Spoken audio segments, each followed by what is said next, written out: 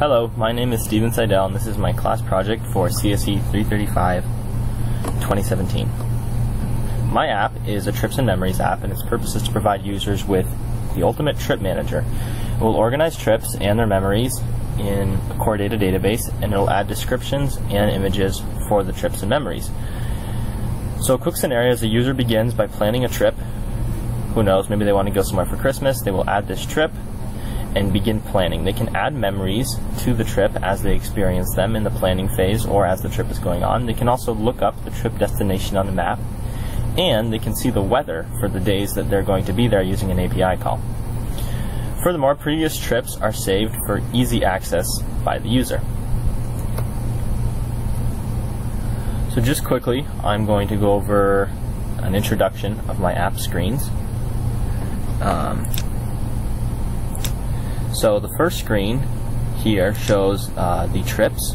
There's a list of trips. We have completed trips, current trips, and planned trips. There's a detail view here that shows details of the trip. And here you'll see there's a description, there's a title, the dates, an image, and there's really three places that the user can go from here. They can view a map, which is their trip destination. They can view the weather for the days that they're going to be there, and they can view their memories of the trip. Now the map screen is shown next. You can see a satellite or a standard image of the map. It shows the destination. Here it's Milwaukee, Wisconsin. We can also show the weather in this screen. There's no weather being shown right now because this is a trip from 2016, so this is a trip in the past. It does not show weather for the past trips. It shows weather for upcoming trips. Here it will show memories for the trip. You can see there's a memory here on Christmas. And you can also add memories. If you click the Add Memory button, it'll show up this screen to create a memory, and you can put a picture with your memory, add a description to the memory, obviously give it a date and time. Pictures are added from either the camera or your library. You can also modify an existing trip with this screen, and then here this screen is for changing the dates of your trip. So moving on. This is my class diagram. So you'll see the main class up top is the view controller. Now this shows, this is the view that shows your original trips, and you'll see there's the segmented view for choosing past, current, and planned. There's a table view for showing the trips. There's a trips array. And you'll see this method here is a data source method for populating the table, and then there's a load trips method which goes to the model and grabs trips from the model. From here we can go to the detail view controller. This is the detail view controller. This will show details about the trips. So you see there's labels with the dates, the title, the address, an image. And then from this screen, again, remember those three locations. We can go view the map, which is right here, and you'll see there's a map view controller for doing satellite or standard. And then there's some helper methods to update the map type and set that map type. We can also go and view the weather. And the weather is really simple. All it has is, the associated trip, and then a line chart view which shows the weather. And this is using the charts framework. I use CocoaPods. With the methods, we have a completion handler which will receive the temperatures and the axis labels. Now, so the model will make the API call to grab the weather. So weather controller calls the model and tells the model to get the temperatures for the trip. And it'll pass in the completion handler, and when the model is done, it'll call the completion handler, and the completion handler will update the view. Now also from the detail view controller, we can view our memories. Now our memories are over here. This is very similar to the main view controller showing the trips. It also has a table view which shows the memories. It has an array of memories, and since memories are associated with a specific trip, it holds that trip. Again, this is the data source method for that table. This load memories loads the memories, calls the model, and it loads the memories from the database. You can also edit trips. So this is for editing trips, and you'll see everything here is similar to the detail view controller, except it shows it'll show like a text field in a text view instead of labels because they're editable. And from here we can save it. We can also open the camera or library to load a picture. And then from here, there's no easy way. You can't edit the dates from this screen. You have to click Modify Dates, and that'll take you to the Trip Dates controller, which is where you can actually modify the actual dates of the trip. And when you're done, you'll click Save Dates, and that'll call this Save Dates, which will unwind the segue back to the Edit Trip controller, which will then update the dates. There's custom cells for the table view, so the Trips table view has a custom cell showing an image, title, and address. There's a custom cell for the memory, showing a memory image and the day. And we can also, the edit memory controller is for editing memories. It's also for adding memories. If you want to create a memory or edit a memory, you use this view right here.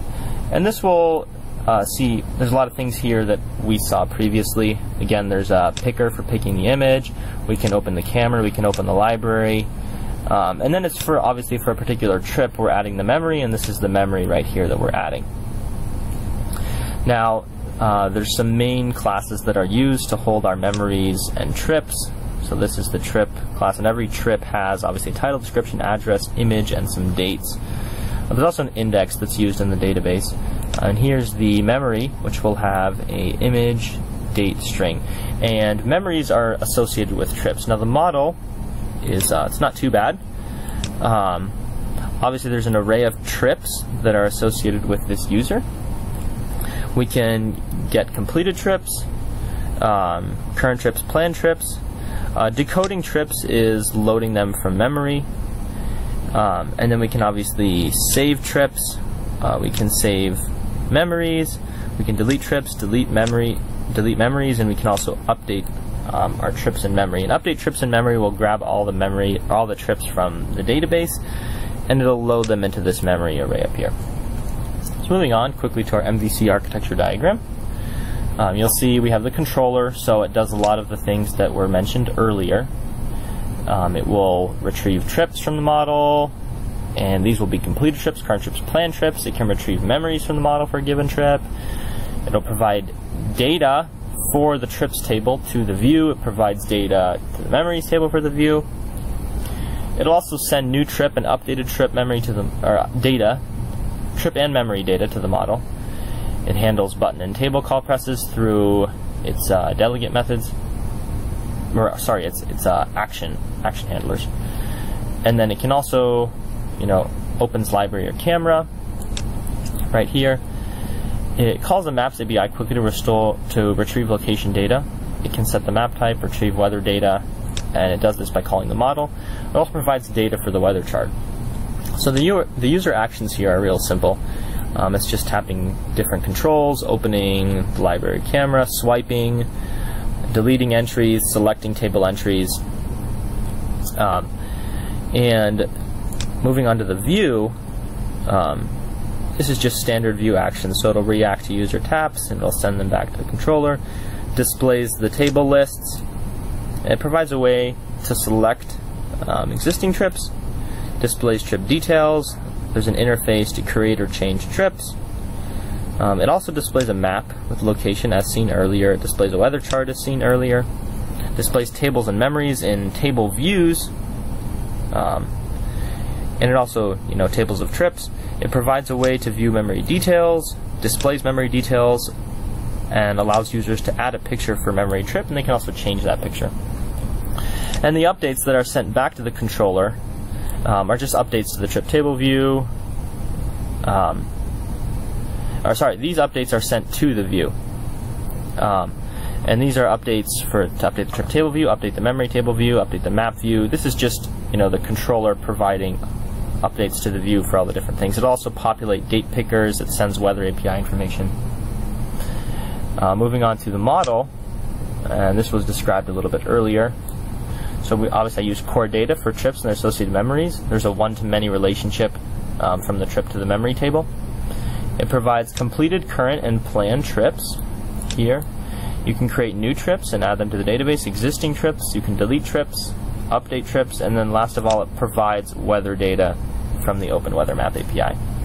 And quick updates to the model are saving new trip information and memory information, updating and deleting this information. And the model can also notify the controller. It can send completed trips, current trips, and it obviously this includes all trip data. Memories for the trip are sent, and then it can also send weather data for a trip. Trips are loaded, so I'm going to talk about my data sources real quick. And there's only two controllers with data sources. So the view controller has obviously the trips table, and trips are loaded from the database in the view did load. And the data source methods are self a row at index, number of rows in index, and commit editing style. And these three methods, so the first method will provide data to populate a row. The second one tells the table how many rows there are. And the third one will allow, when you delete a table of the row, it will commit that delete to the controller, and the controller will go ahead and delete it from the table. Exact same thing with the memories controller. Again, they're loaded with view did load, and the exact same three methods exist. So populating the row, getting the number of rows in index, and deleting something from the table. Moving on, delegates. So no UI table view delegates were used when selecting a row. It was just used to segue. The edit trip controller uses a UI text field delegate. This makes sure that when you open the keyboard, right, and you press the return button, that the keyboard will actually close. Edit trip controller and edit memory controller also use some delegates because they choose images. So there's two delegate methods here. Did finish picking media with info, and this is when you have finally picked the media. This will populate the image. This will populate the UI image on the screen. And then there's a delegate method when you cancel. I just want to give a little bit of details on the trip. So these are the screens associated with trips. So all the trips, this was kind of described before, all the trips will show here. You can press add trip down here to add a trip, and you can also obviously click this thing to view the details of the trip. And the details are shown here. These are the details of the trip, and this was shown earlier.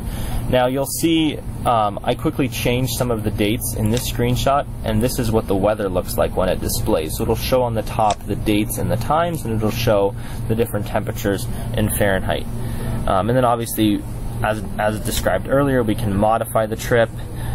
Clicking this change button will go to the change dates, and then we can save the dates that we pick or cancel the dates that we picked. There's also screens associated with memories. So remember, this is the memories controller. It'll show all of the memories associated with the trip. We can add a memory down here, or we can obviously go back. Adding a memory will bring you to the create memory screen here. And then if you view a memory here, it'll take you to this screen, which shows memory details, and you can also modify the memory there with pictures, descriptions, and these all come from either the camera roll or the library. I learned some lessons during this project. First of all, I learned that working hard early is the way to go. I procrastinated on some of my labs during the course, and then I struggled late. But for the project, I made sure to start really early, and it turned out really well because I wasn't stressing at the end, and it was pretty easy. The phases kind of helped with that too, and that kind of leads into my second point, that design documents, they actually do help. Usually when I'm doing personal projects, I don't have design documents like MVC architecture or class diagrams. But this class kind of forced me to do that, and those design documents really, they forced me to think about the project early, and I didn't have to do many updates. I coded the whole thing, and since it had all been planned out, it kind of, worked out well. MVC architecture, also, I've never used this in apps before this class, but it's, obviously it's a great way to separate the logic of the different parts of the program, and it can really lead, because before I would just put kind of, stuff that should be in the model into the controller, and separate that out of the model. It leads to clear applications for sure. So that was definitely, I learned. So a quick summary of the project and really the course. This was my first experience with Swift, and Swift is definitely an interesting language. I'm happy to have learned that. Also, my experiences with Xcode, I had never had that before. I really never used a Mac before this class, so Xcode is definitely a useful skill that I learned there along with Swift. I also understood some important MVC practices. I mean, there are details in this class and the project. The project really enforced those MVC things that will really, stay with me for the rest of my development career. And all of this was done to make an ultimate trip and memories application for users. Finally, I would like to thank Dr. Balasoria for helping me throughout this class and answering all of my questions.